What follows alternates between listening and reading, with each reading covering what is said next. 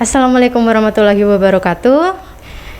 Selamat datang teman-teman di TP Podcast. Kembali lagi bersama saya Hani Widya Putri. Nah, teman-teman yang belum melihat video sebelumnya nih, kemarin kan kita membahas tentang S1 Teknologi Pendidikan. Nah, di jurusan Kurikulum dan Teknologi Pendidikan ini ada dua prodi ya. Yang pertama S1 Teknologi Pendidikan yang tadi, dan yang kedua S2 Teknologi Pembelajaran. Nah, untuk teman-teman yang belum melihat video tentang S1 Teknologi Pendidikan, bisa klik link di bawah ya, di deskripsi. Nah, untuk kali ini kita akan membahas mengenai S2 Teknologi Pembelajaran yang dibersamai oleh Bapak Dr. Ali Muhtadi MPD. Selamat datang, Pak. Ya, selamat datang, Mbak. Mbak Ana ya. Gimana kabarnya, Pak? Sehat, Pak? Alhamdulillah sehat, Mbak Ana. Gimana Mbak Ana kabarnya juga? Alhamdulillah baik juga, Pak. Nah, ini Pak, banyak yang ingin tahu nih, Pak. Kan kemarin kita membahas mengenai S1 Teknologi Pendidikan. Nah, ternyata ada S2 Teknologi Pembelajaran. Nah, kenapa nih, Pak, namanya kok berbeda? Ya ini mungkin juga banyak yang bertanya ya. Selain Mbak Ana ya, kok S2 TPUNJ ini namanya kok tidak teknologi pendidikan gitu ya. Ya mungkin ini juga berkaitan dengan sejarah berdirinya ini. Jadi memang UNJ ini secara resmi berdiri kan 23 April 2002 ya. Nah, saat itu memang menurut para pendiri, yaitu Prof. Mukminan ya, Profesor Dr. Mukminan, salah satu pendirinya ya. Ya, ketika mengajukan itu memang ditanyakan dari dikti ya, bahwa ketika UNJ mau mendirikan TP ini bedanya dengan TP-TP lain apa, karakteristiknya apa ya. Dan pada saat itu memang diambil kebijakan bahwa untuk TP UNJ fokusnya adalah lebih ke sumber belajar berbasis teknologi ya. Jadi teknologi digital misalnya, teknologi informasi intinya ya. Jadi kita memang lebih banyak ke multimedia ya.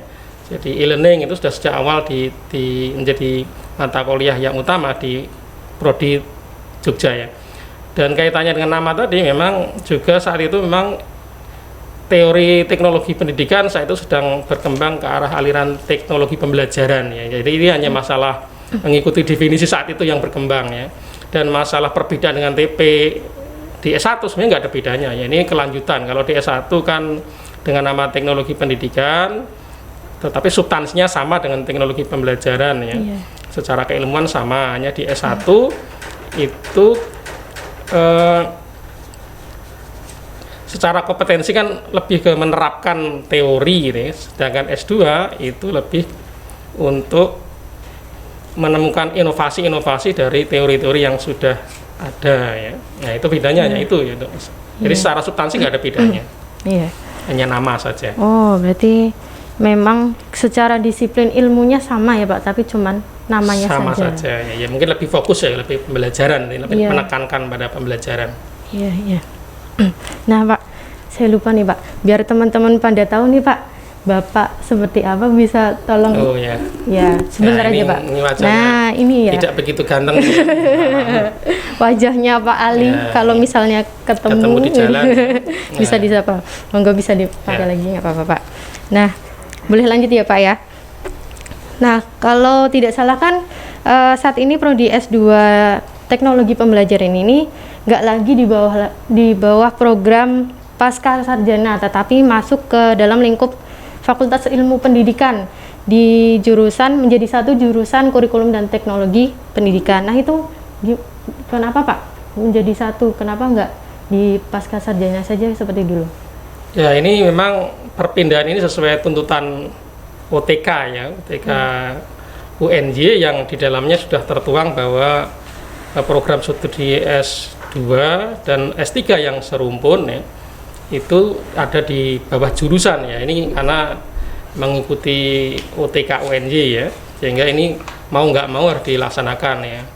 Sehingga perubahan ini ya, dari di bawah pasca ya dan ke kembali atau menyatu ke jurusan itu karena melaksanakan OTK.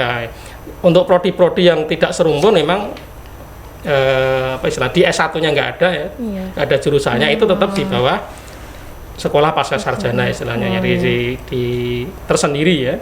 Nah, di kita kebetulan di S1 ada jurusan kurikulum dan teknologi pendidikan, ada program studi S1 teknologi pendidikan, sehingga S2-nya juga harus kembali, nanti juga S3 kalau ada ya, itu akan juga masuk di bawah jurusan S1 teknologi kurikulum dan teknologi pendidikan itu. Jadi memang bukan karena apa-apa ya Pak, berarti emang serumpun aja ya Pak namanya, masih di bawah kurikulum dan teknologi pendidikan. Kalau yang lainnya yang nggak ada S1 baru dipisah ya Pak ya? Iya. Ini masalah manajemen. Jadi harapannya apa? Sebenarnya harapan kenapa disatukan di bawah S1 itu sebenarnya supaya kultur di S1 itu juga ikut terbawa ya. Jadi kultur mahasiswa S1 dengan kultur dosen yang tidak mengajar di S2 itu terbawa dengan kebiasaan yang di S2 yang serba istilahnya sudah cukup forum-forum ilmiahnya itu sudah lebih baik, lebih maju ya istilahnya. Baik mahasiswa S2 kan lebih kondusif untuk diskusi-diskusinya ya. Kegiatan-kegiatan ilmiahnya kan lebih istilahnya lebih maju dibanding di S1 ini. Lebih mendalam. Sehingga di sini harapannya bisa menularkan ya, dengan digabungkan di S1 itu S1 juga ikut berkembang mengikuti S2 ya. Jadi iklim kultur akademinya itu ikut tertular ya, harapannya begitu ya. Dan juga bisa ada kolaborasi nanti antara S1 S2 ini ya. Itu bisa ada kolaborasi dengan punya S1 juga punya bayangan di S2-nya kayak apa gitu. Nah, ini Pak. Lalu ini keunggulan dari prodi S2 Teknologi Pembelajaran nih Pak. Kan pada ingin tahu nih Pak, apa aja keunggulannya Pak? Ya, kalau secara ke kurikulum ya, kaitannya kalau kurikulum ya, dilihat dari konten kurikulumnya untuk prodi S2 Teknologi Pembelajaran UNJ ini lebih menekankan pada kemampuan dalam mengembangkan program dan sumber belajar berbasis teknologi, terutama teknologi e-learning dan multimedia itu ya di kekhasannya ya, dibilang keunggulan juga mungkin sekarang karena era pandemi ini sudah semuanya mengarah ke sana, tapi ini awalnya memang keunggulannya ke situlah. Keunggulan yang lain kalau kita kuliah ya, Anda para pemirsa ini masuk di UNJ ini yang istilahnya dilihat dari akreditasinya dari BAN PT itu sudah A, kemudian juga sudah terakreditasi secara internasional yaitu oleh ASIC istilahnya. Nah, ini nilainya excellent atau setara dengan A gitu ya. Jadi nilainya juga excellent nih. Kemudian kita juga sudah punya kegiatan istilahnya mitra kerjasama luar negeri, yaitu dengan NCU National Center University ya, National Center University di Taiwan ya. Kita sudah ada double degree. Kita sudah punya alumni ya, sudah punya alumni dua lulusan ya, sudah dua lulusan ya. Ya memang untuk masa pandemi ini agak berhenti ya karena pengaruh pandemi, karena Taiwan tidak siap istilahnya negaranya belum siap untuk menerima dari mahasiswa asing ya, sehingga untuk tahun ini ya 2020 dan 2021 ini masih dihentikan karena pandemi belum selesai. Dan kerjasama ini sudah ijazahnya sudah diakui oleh Dikti ya, jadi sudah diakui. Ini tidak gampang karena merintisnya ini butuh bertahun-tahun, dan kita alhamdulillah sudah bisa berhasil melaksanakan program double degree, dan nggak semua jurusan di teknologi pembelajaran di Indonesia ini sudah punya double degree ya. Kita alhamdulillah ya sudah punya double degree ya, dan sampai sekarang masih berjalan. Keunggulan lainnya karena kita punya double degree ya, jadi teman-teman mahasiswa yang tidak nanti mengambil double degree pun itu juga punya kesempatan ya, karena kita setiap tahun selalu mengundang mereka untuk menjadi dosen tamu ya, visiting professor ya. Jadi yang tidak sempat ke sana pun nanti juga punya kesempatan untuk berdiskusi ya, kuliah ya. Biasanya salah satu mata kuliahnya adalah mata kuliah e-learning, itu biasanya juga diampu oleh salah satu profesor dari NCU Taiwan ya. Nanti meskipun istilahnya nggak berangkat mengikuti double degree ya, paling tidak teman-teman juga punya pengalaman ya belajar dengan profesor dari luar negeri istilahnya, dari dosen NCU, dan itu sudah permanen ya, kita sudah sering tiap tahun ya. Kemudian kita juga adanya kerjasama internasional yang akan kita rintis terus, terutama dengan Taiwan yang ini sedang jalan.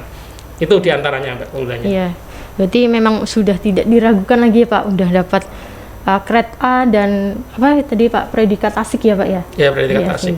Dari terakreditasi internasional, dari ASIK namanya. Iya. Dan ini banyak yang pengen tahu nih Pak, fasilitasnya Pak, bagaimana Pak? Ya, kalau fasilitas selama ini kita juga masih istilahnya menggunakan ya fasilitas gedung di pasca sarjana yang ada di di gedung sekolah pasca sarjana kita ya, program pasca sarjana itu, dengan kita punya lab di sana ya, punya laboratorium yang cukup lengkap, cukup bagus ya. Dan kita juga sekarang karena pindah ke jurusan ya, kita juga bisa memanfaatkan fasilitas yang ada di fakultas ya, di fakultas kita ya. Jadi termasuk kita juga mungkin juga bisa bekerja sama dengan S1 dalam hal tertentu ya, bisa saling berbagi terkait dengan laboratorium yang ada ya. Kemudian fasilitas lain terkait dengan perpustakaan ya. Jadi untuk mahasiswa kita itu bisa memanfaatkan perpustakaan yang ada di pasca sarjana, kemudian juga perpustakaan yang ada di fakultas kita sendiri, Fakultas Ilmu Pendidikan ya. Kemudian juga perpustakaan UNY dan juga e-library ya. Kemudian kita juga punya fasilitas gedung ya, gedung kuliah yang cukup nyaman lah untuk diskusi, dan juga ada banyak istilahnya jaringan wifi ya. Jadi kita di UNJ ini sudah ketika di mana berbagai sudut sudah ada wifi yang bisa diakses, sehingga bisa cukup kondusif untuk melakukan diskusi kelompok ya.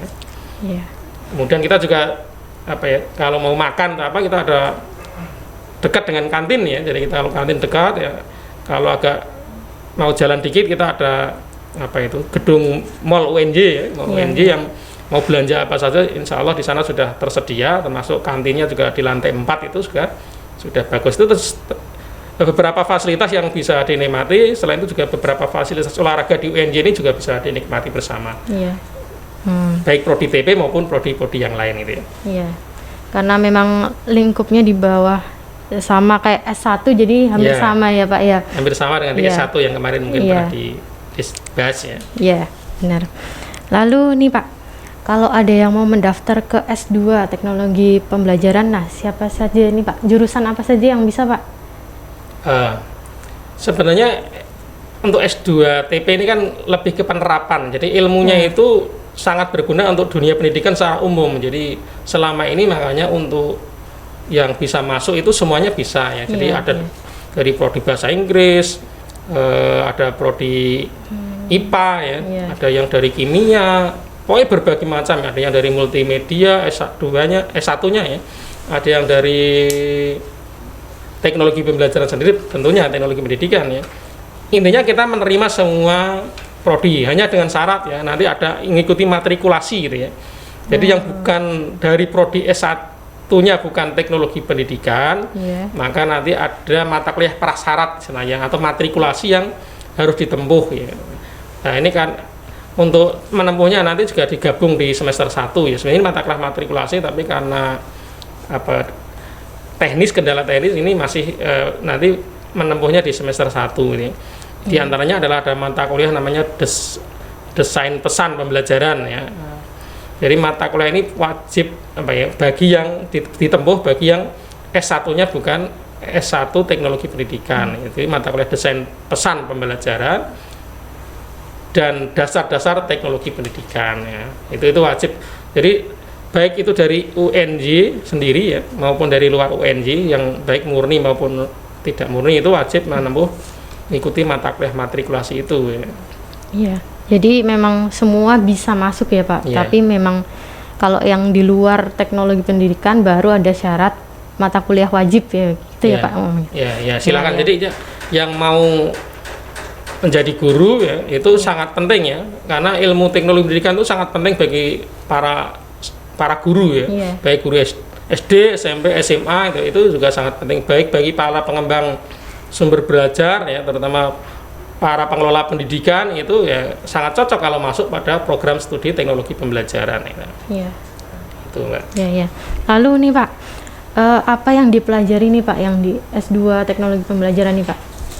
Ya, di S2 teknologi pembelajaran itu kurikulumnya terdiri dari ini 40 SKS gitu ya. Iya. Nah, ada yang 7 SKS itu terkait dengan pondasi keilmuan ya, pondasi keilmuan. Jadi ada mata kuliah namanya pondasi keilmuan gitu ya. Itu diantaranya ada mata kuliah filsafat ilmu misalnya. Yeah. Kemudian teknologi penelitian pendidikan dan statistika. Nah, mata kuliah pondasi keilmuan ini sebenarnya adalah mata kuliah umum ya, S2 ya. Jadi baik prodi S2 TP maupun yang lainnya itu mata kuliah sama namanya pondasi keilmuan ya. Itu ada mata kuliah filsafat ilmu, mata kuliah metodologi penelitian pendidikan, dan mata kuliah statistika. Nah, ini sama ya. Kemudian ada mata kuliah keahlian program studi ya. Ini dibedakan dua, jadi ada mata kuliah keahlian program studi yang wajib tempuh, dan ada mata kuliah keahlian program studi yang pilihan ya. Yang pilihan ya.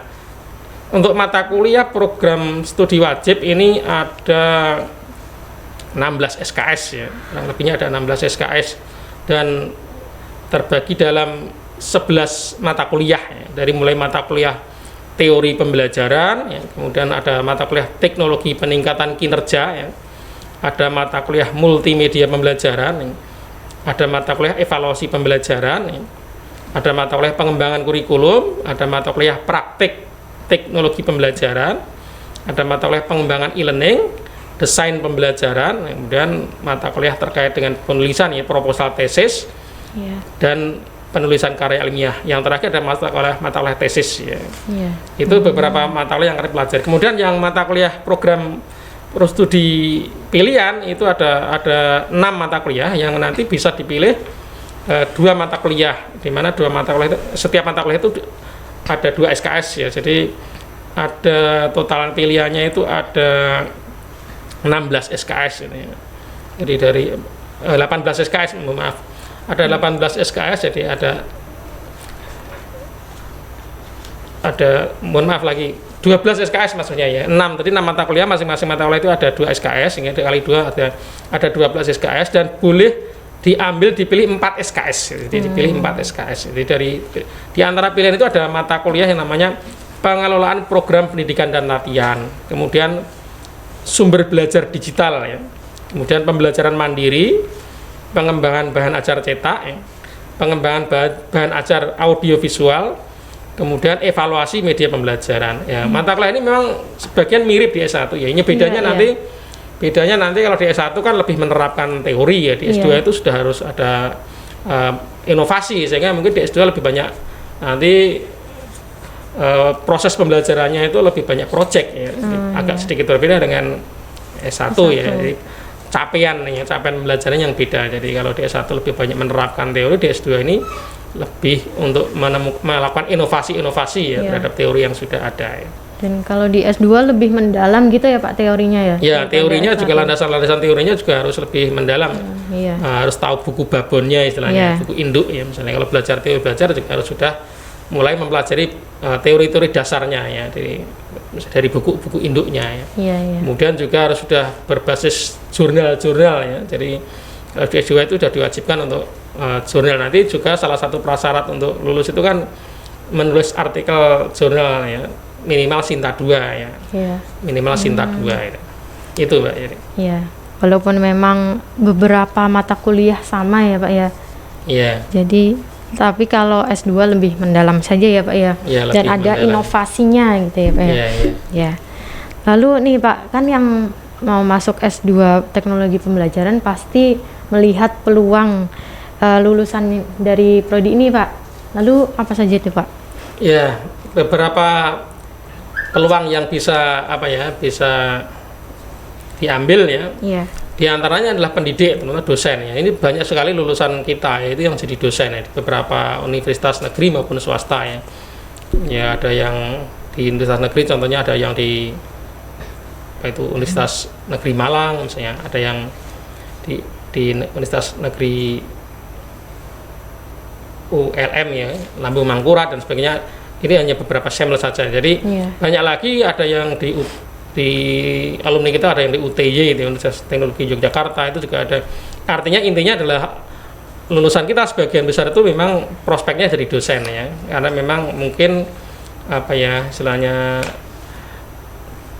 kita lulusan UNJ ini juga masih diperhitungkan bisa menjadi dosen, terutama dosen-dosen yang berkaitan dengan teknologi pembelajaran, karena teknologi pembelajaran itu kan biasanya dibutuhkan dimanapun ya, terutama di dalam perguruan tinggi juga sangat dibutuhkan ya, memerlukan pengajar di bidang teknologi pembelajaran ini. Kemudian yang lain, kita juga ada alumni yang di diklat ya, di lembaga-lembaga diklat ya, sama dengan di S1 mungkin ya. Jadi hampir mirip peluang kerjanya dengan S1 ya. Hanya nanti kan levelnya yang beda, yang membedakan level. Jadi di diklat kayak di diklat itu daerah ya, badan diklat ya, itu juga menerima ya. Kemudian ada yang di diklat kayak BKKBN misalnya, itu juga sudah mulai menerima kita ya.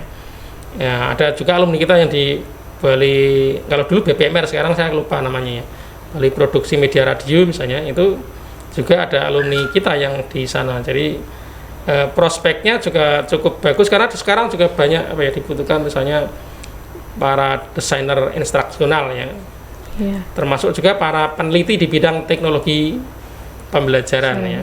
Ini juga masih jarang ya peneliti yang handal ya. Nah, itu kita bisa, lulusan kita menjadi peneliti juga bisa ya. Jadi prospeknya cukup banyak untuk lulusan S2 TP ini ya.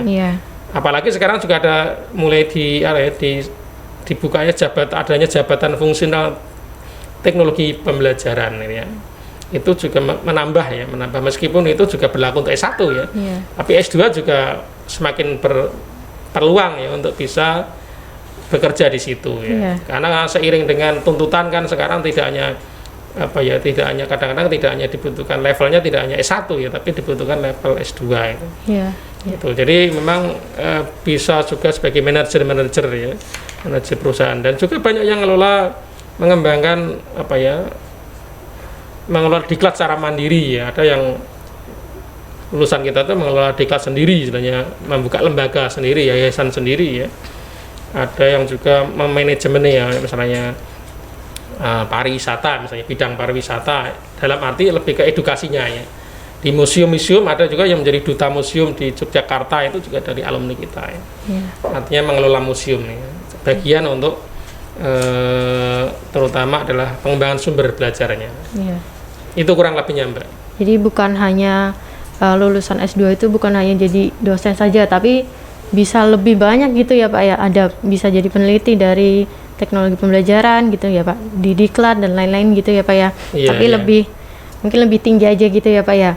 Ini nggak begitu beda dengan S1 ya. Nanti levelnya di pekerjaan itu yang mungkin berbeda ya. Lanjut nih Pak, terus di UNY ini ada lanjutannya nggak Pak, dari S2 ke S3, ada teknologi pendidikan S3 gitu Pak? Ya sebenarnya ada, cuma untuk sampai tahun ini ya kita masih menginduk ya, jadi kita punya prodi S3 tapi masih konsentrasi ya. Konsentrasinya gabung dengan S3 ilmu pendidikan, jadi ilmu pendidikan konsentrasi teknologi pembelajaran ya.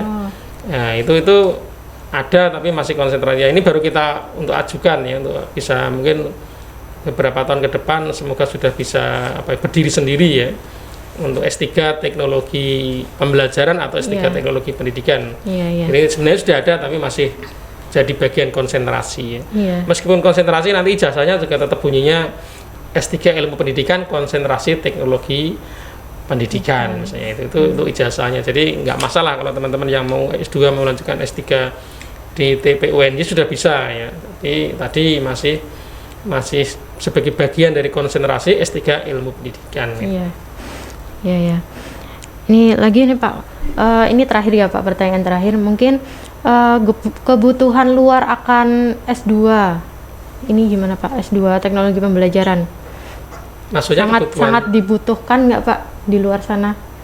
Ya tadi seperti prospek kerja tadi sama ya. Jadi untuk saat ini untuk profesi untuk prodi S2 teknologi pendidikan itu juga sudah mulai sangat dilirik ya. Karena memang ini seiring dengan ikatan profesi ya, ikatan profesi teknologi pendidikan yang dikomando oleh asosiasi ya, asosiasi prodi teknologi pendidikan ini sudah cukup kuat ya, sehingga kita sudah banyak dari asosiasi program studi teknologi pendidikan itu sudah banyak bisa melahirkan produk kebijakan hukum ya, yang payung hukum yang bisa terkait dengan dunia kerja ya. Jadi tadi misalnya kita sudah ada lahir jabatan fungsional teknologi pembelajaran ya. Sekarang juga mulai sudah ada diklat itu ya, pengelolaan diklat itu juga sudah mulai banyak yang tahu bahwa ternyata sekarang ada jurusan atau S1 maupun S2 teknologi pembelajaran yang bisa mengelola diklat misalnya. Bisa mengembangkan berbagai sumber-sumber belajar ya. Nah, itu tadi. Jadi untuk saat ini karena apalagi sekarang eranya era industri keempat ya, dan juga mungkin nanti akan masuk ke 5, prodi teknologi pembelajaran itu sesuai tuntutan tadi ya, era industri keempat ataupun kelima itu akan sangat dibutuhkan baik di sekolah maupun lembaga-lembaga pendidikan lainnya. Nah, itu terutama di lembaga pendidikan ya, karena sekarang kan eranya sudah era digital ya, jadi kita sangat concern dengan pengembangan sumber-sumber dan media pembelajaran digital, juga fasilitasi belajar yang berbasis teknologi itu kita yang di prodi kita sangat concern ke sana. Nah, sehingga ini saya yakin akan sangat prospeknya akan semakin berkembang ya seiring dengan waktu ini. Iya. Nah, sangat menarik sekali ya Pak. Mungkin itu tadi menjadi pertanyaan terakhir dari kami. Terima kasih Pak Ali sudah hadir di sini, menyempatkan waktunya datang ke sini. Ya, terima kasih Mbak Ana atas waktunya dan kesempatannya, sehingga saya juga bisa berbagi, sehingga banyak pemirsa yang tadinya belum tahu mungkin bisa tahu ya. Ini karena waktunya terbatas sehingga saya juga belum bisa mungkin menjelaskan berbagai hal yang mungkin masih dipertanyakan ya. Nanti yang mau ditanyakan bisa ditanyakan langsung ya bagi pemirsa ya. Iya. Jadi lain waktu bisa ini ya Pak, bincang-bincang lagi ya Pak ya, mungkin ya. Iya. Nanti bisa kita atur untuk bisa bincang. Nah, mungkin itu tadi teman-teman, kita banyak tahu tentang S2 teknologi pembelajaran. Nah, mungkin sekian dari kami, kekurangannya dan kelebihannya mohon maaf. Wassalamualaikum warahmatullahi wabarakatuh. Sampai jumpa. Ya, sampai jumpa ya.